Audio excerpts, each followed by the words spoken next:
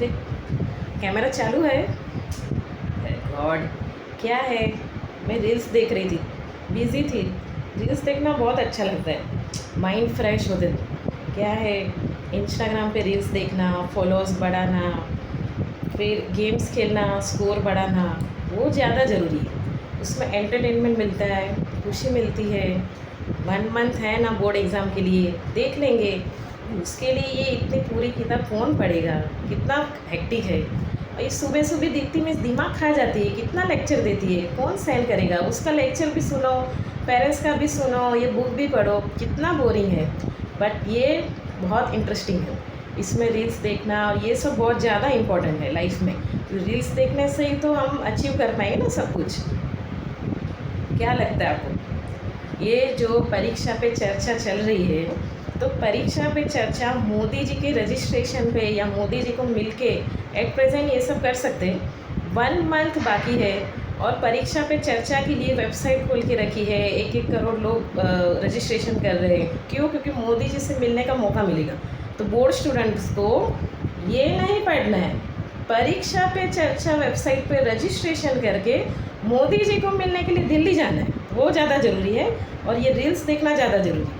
लेकिन किसी को इंटरेस्ट ही नहीं है कि ये जो इसमें 20 में दिया है, मैं बोल बोल के थक गई, लेकिन कोई सुनने के लिए रेडी नहीं है। परीक्षा पे चर्चा अगर करनी है ना, तो मेरे जैसे टीचर से करो जो आपको पॉजिटिविटी देते, जो बोर्ड स्टूडेंट्स है, जो 10th में है, जो 12th में है, जो एट प्रेजेंट अभी बहुत ज़्यादा प्रेशर झेल रहे हैं, specially peer pressure. Peer pressure मतलब कि पेरेंट्स के पॉइंट ऑफ व्यू से पेरेंट्स तो अरे तुझे उसने 80% लाया है तो तुझे भी 80% लाना ही पड़ेगा।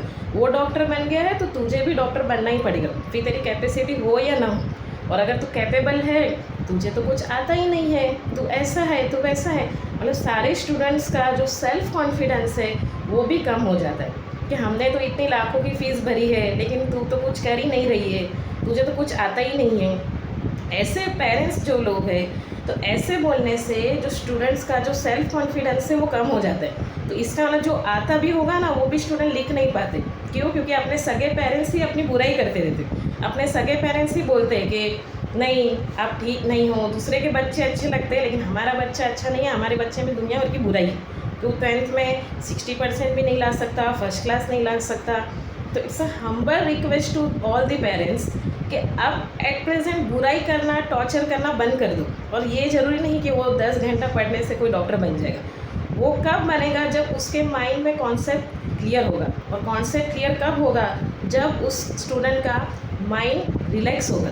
बट नॉन स्टॉप अगर कोई मेरे को टॉर्चर करे, मेरी बुराई बुराई बुराई करता रहे, तो ऐसे माहौल में मेरा दिमाग कैसे काम करेगा? मैं नॉन स्टॉप बोलती रहूँगी, बुराई करती रहूँगी, डिस्टर्बेंस करती रहूँगी, तो कैसे चलेगी? चलो अभी कल मकर संक्रांति है, तिलगुल बनाना है, घर का काम है। अरे जितना इम्पोर्टेंस आप भगवान को देते हो उतना इम्पोर्टेंस इसको क्यों नहीं देते?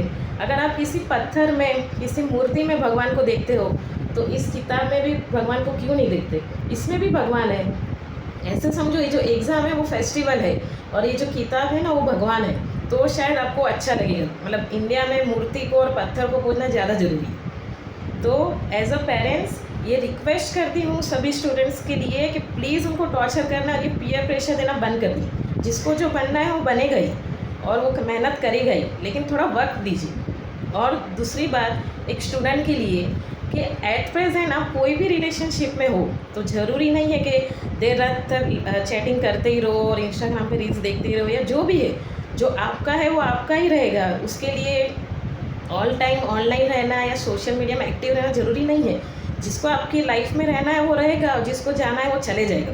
तो भगवान ने हमको हार्ट और दिमाग दोनों ही दिया, तो दोनों को बैलेंस करके चलो। ऐसा नहीं है कि मैं टीचर हूँ तो मैं किसी रिलेशन में नहीं रही हूँ या ऐसा कुछ नहीं है। हर एक इंसान के लाइफ में कोई ना कोई आता है, तो हार्ट और माइंड दोनों स्टेबल रहना चाहिए। हार्ट है ना वो प्यार करने के लिए दिया है और दिमाग वो किसी काम के लिए दिए। तो अपना दिमाग को एज मच एज जितना भी हो सकता है उसको यूज़ करो और अपना बेस्ट और बेस्ट दो। ओनली 1 मंथ बाकी है। एट प्रेजेंट आपको टाइम मैनेजमेंट, ईटिंग मैनेजमेंट और स्ट्रेस मैनेजमेंट इसकी ज़रूरत है। ये रील्स देख देख के आप आपका टाइम बर्बाद कर रहे हो। एक फाइनल टाइम टेबल बनाओ कि मॉर्निंग में स्कूल है, आफ्टरनून में क्लासेस में जाना है, तो इवनिंग से लेकर रात तक का जो वक्त है वो इस रील्स में मत जाया करो। जो ये ज़रूरी है वो उसमें ध्यान दो। जैसे 21 है बोर्ड स्टूडेंट्स के लिए, तो उसमें अभी समझो कि कल एग्ज़ाम है, ये आज अभी एट प्रेजेंट एग्ज़ाम है और लास्ट 10 मिनट्स बाकी है। तो उस 10 मिनट्स में आप क्या करोगे? पूरी बुक आने वाली है, तो पूरी बुक तो एक साथ तो याद नहीं रहेगी। तो उस लास्ट 10 मिनट्स में 21 में हर एक चैप्टर में जो जो आपको याद रखना है, हर एक स्टेप बाय स्टेप दिया है, तो उस पेज को फोल्ड करके रखिए कि भाई मेरी 10 मिनट में अभी एग्ज़ाम है, तो मुझे ये याद करके रखना है और मेरा माइंड स्टेबल रहेगा। एनजाइटी, डिप्रेशन, ये सब कुछ फील कर रहे होंगे अभी बोर्ड स्टूडेंट, तो ये एनजाइटी, डिप्रेशन रील्स देख के नहीं भगाना है, इससे याद करके भगाना है, अपना सेल्फ कॉन्फिडेंस क्रिएट करना है। अभी सेकेंड थिंग है कि ईटिंग मैनेजमेंट।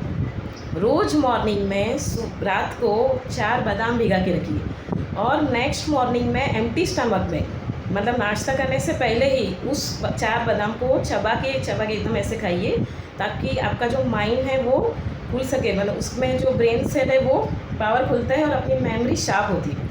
और मैं ये नहीं बोलती कि ऑल टाइम हेल्दी फूड खाइए, वो तो पता है कि वेजिटेबल फूड्स खाने हैं, इट्स ओके, लेकिन जंक फूड खाइए।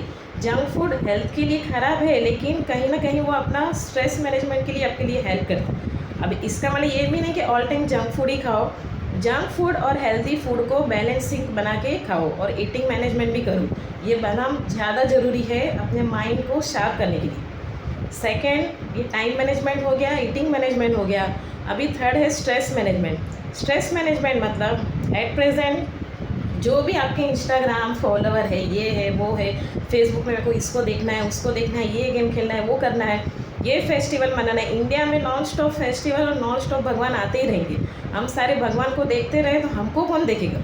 ये जो टाइम है, ये वक्त है, ये बाद में कभी नहीं आएगा। ये 1 मंथ है जो हमको बेस्ट टू बेस्ट देना है। जो भी जितनी भी एनर्जी है वो उसमें यूज़ करना है कि हाँ मुझे 80% लाना है, तो 80% के लिए मैं कितने हद तक पढ़ूँ, मैं क्या करूँ ऐसा जो मुझे 80% है, उस पर फोकस कीजिए। भगवान तो है ही, हमेशा रहेंगे, अपने मन में रखिए। मतलब एक भगवान गई नहीं तो दूसरे, ये फेस्टिवल अभी मकर संक्रांति गई नहीं तो रिपब्लिक डे आएगा, ये आएगा। मतलब इंडिया में नॉन स्टॉप फेस्टिवल ही चलते रहेंगे। अभी हम फेस्टिवल 8-8 दिन तक उसी फेस्टिवल को मनाते रहे तो फिर हमारा वक्त तो ज़ाया होगा ही ना।